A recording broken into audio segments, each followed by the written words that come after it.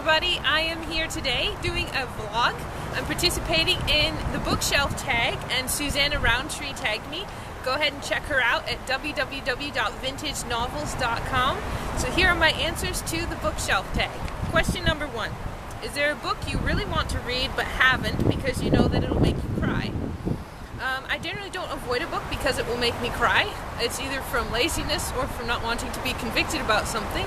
But I actually like crying over books, and I generally don't know in advance if it will make me cry or not. It's a surprise along the way, but I like it when that happens. Question number 2. Pick one book that helped introduce you to a new genre. I would say that it would have to be Susanna's book, which is going to be releasing fairly soon here. She just put the news out about her blog and put some snippets on it, called Pendragon's Heir, and I had the pleasure of beta reading that. Definitely it introduced me to the whole legend genre, Arthurian legend, which got me also into Irish legend. It was a genre I never really expected to get into, but I've learned a lot from and really enjoyed it. So I would say that Susanna was instrumental in that. Question number 3, find a book that you want to reread. That was a hard question to narrow down because I made a list of books I wanted to reread, probably about 50 of them, but the one I really want to read right now is Anne of Green Gables. I'd like to read the whole series because someone asked me to review it on my blog, and I'm really looking forward to doing an in-depth series on Anne of Green Gables in the near future, about what I think about her and her books, and just unpacking some of that for all of you. So look out for that as soon as I get a chance to read that book. Is there a book series you read but wish that you hadn't? I would say no. I generally don't read the whole series if I don't like the first book. There is a modern historical fiction author, I don't remember her name, but she wrote a series set in Michigan. I thought, oh, maybe that's kind of cool. It'd be in Michigan during the logging time, but it wasn't good. I didn't even finish the first book, so that would probably be the latest I can remember. Question number 5. If your house were burning down and all of your family and pets were safe, which book would you go back inside to save? I probably wouldn't save a book, actually. I would let my whole collection burn down and I would go save my laptop because that's got a lot of work on it. It's got pretty much my whole life work on it. And I would save that first. So maybe changing the question to if my family and my pets and my laptop were saved, I would probably save my Loader box set because it's the most I've ever paid for any book and I really like it. So I'd probably grab that one first, and that's a bonus because that's 3 books all in one box, so it would be really good. Question number 6. Is there one book on your bookshelf that brings back fond memories? Well, I've got almost a whole shelf dedicated to the Elsie Dinsmore collection, which is 28 books. My dad and I collected them over a series of 2 years, and he read them to me every night from about 8 to 8:30, and that brings back a lot of good memories, having him read to me every night.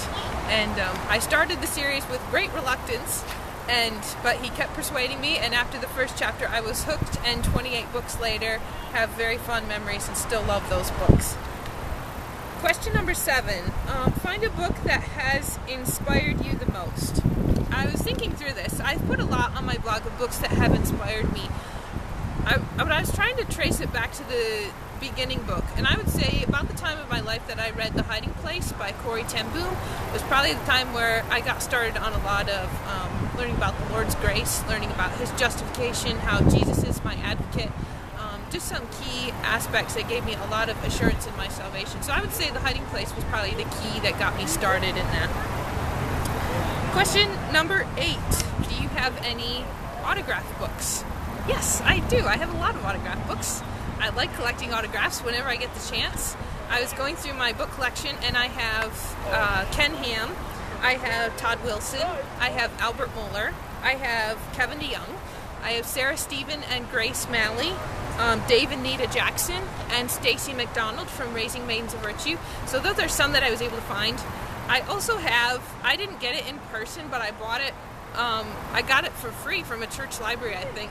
It's an autographed copy of a novel by Ray Comfort, written back in the 80s or 90s maybe. He's probably hoping it was lost somewhere in the dustbin of history, but I have it and I'm going to read it someday, and it is autographed. Number 9. Find the books that you have owned the longest. I'm assuming this doesn't mean like childhood board books. I would say probably back, Pollyanna's got to be one of my oldest ones. Alone Yet Not Alone. Those are some older ones. The Elsie Dinsmore, Story of the Von Trapp Family Singers. My grandma gave me the whole Anne of Green Gables collection, almost the whole Anne of Green Gables collection. So those are some of my oldest adult books that I still read today. And then question number 10. Is there a book by an author that you never imagined you would read or enjoy? I couldn't think of anything, but I did think of an interesting story that I wanted to tell for a while and just how it hasn't fit anywhere.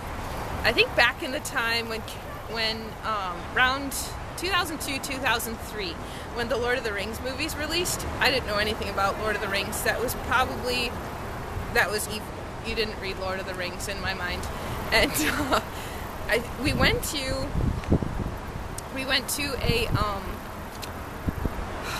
an apple orchard, and there was a hay maze in it, and the guy was letting my brother and I in, and we were about 7 and 8, I think, at the time. And he said, well, I'll let you in if you can answer me a question. What's a hobbit? Pretty sure he was talking about Lord of the Rings there.